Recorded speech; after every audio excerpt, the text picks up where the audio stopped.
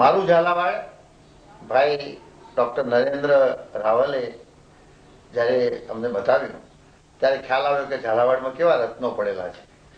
Mean પિયાસીથી શરૂ કરીને મુકેશ સુધીના 30 જેટલા સાહિત્યકારો એમણે મારું ઝાલાવાડમાં સમાવ્યા છે.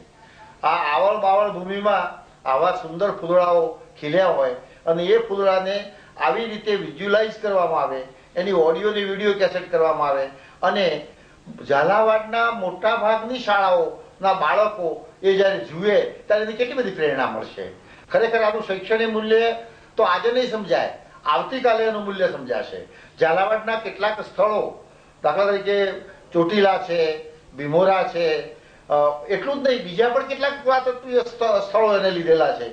એટલે આ આખું જોઈને આ આખો મારું ઝાલાવાડનો પૂરો કાર્યક્રમ જોયા પછી મોટાભાગની શાળાઓ અને મહાશાળાઓ સ્થાનિક ઇતિહાસને જાણવા માટે કેટલાક સાહિત્યકારોને નોતરશે પોતાની પાસે, કેટલાક સાહિત્યકારોને મળવા માટે જશે, કેટલાક સ્થાનિક સ્થળો જોવા માટે જશે અને એ દૃષ્ટિએ પ્રવાસથી શરૂ કરીને એને માણવું એટલે કે એનું શૈક્ષણિક મૂલ્ય માણવું એ પણ સમજી શકશે. કેટલાક તો સાહિત્યકારો આપણા મોટા ગજાના સાહિત્યકારો છે અને એ સાહિત્યકારોને જ્યારે આપણા નવી પેઢીના બાળકો જાણશે ત્યારે એમ કહેશે કે વાહ, આ મારા ઝાલાવાડમાં આટલા બધા સરસ રત્નો પાક્યા છે અને એ રત્નો વિશે પોતે જાણશે.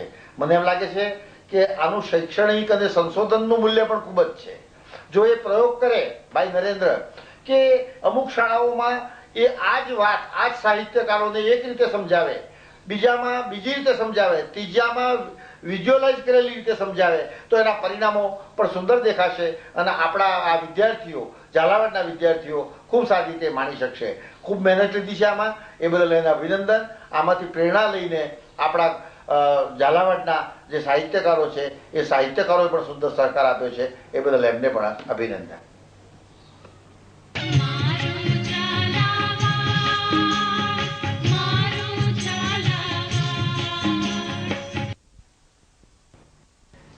કે આ ઝાલાવાડનું પડેલું આ શબ્દ ધન, ઝાલાવાડની અદ્ભુત આદમવાતીઓનું આ શબ્દ ધન અહીંયા ફોરમ સહિત ફળાકા લેતું હોય છે, પણ દુનિયાની આના ઉપર દ્રષ્ટિ નથી.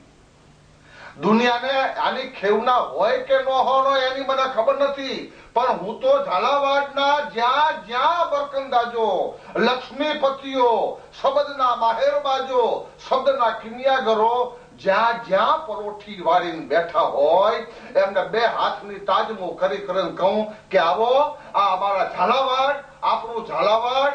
કારણ કે ધર્મ વડેરા ધામ જ્યાં, કીર્ત વડેરી વાડ, અહીંયા ઉપજ્યા અદના આદમી કે તુને ધન ધન ઝાલાવાડ. એ ઝાલાવાડના હર એક પરખંદાઓ જ્યાં જ્યાં બેઠા હોય એને વિનંતી કરું કે આવો બાપા, જુઓ આની શબ્દની રમત જુઓ, આના સ્વરની રમત જુઓ, આનું જેને કહેવાય નાચણું જુઓ, આની લાસ્યની પરંપરા જુઓ તમે. અરે કયો કેમેરાબાજ હારામાં હારી દ્રગ નામ આંખ લઈને બેઠો હશે ત્યારે એક એક શબ્દને માપી તોડી એની અંદર ભરેલો ગોઠવાયેલો ઠાહી ઠાહીને ભરેલો સ્વર માપી તોડી અને એને ઘૂંટીને જેને કહેવાય હાથે હાથ સ્વરનું રેડવું એમાં ઠાહી ઠાહીને ભર્યું હોય એવો એક એક શબ્દ એને જયારે ફૂંગો તમે ત્યારે તમારા ભવની ભોગ ભાંગી અને ભક્કો થઈ જાય, તમારું દારિદ્ર્ય ટળી જાય એવું શબ્દ, સ્વર, તાલ અને સાથે નૃત્ય, લાસ્ય પરંપરા, નર્તન પરંપરા.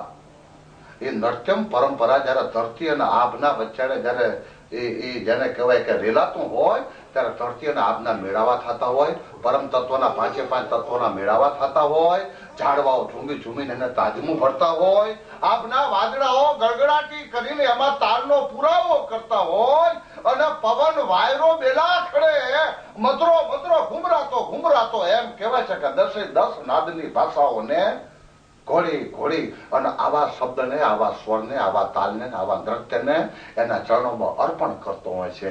આવું એક અદ્ભુત રૂપક એટલે આ ઝાલાવાડના કિમિયાગરોએ ગોઠવેલી કેમેરાની ભાષા હશે કદાચ, પણ ના, હું આને વેદની ભાષા કહું છું. કદાચ કેમેરાની ભાષા હશે તો ના, હું એમ કહું છું કે ભરત મુનિના નાટ્યશાસ્ત્રની ભાષા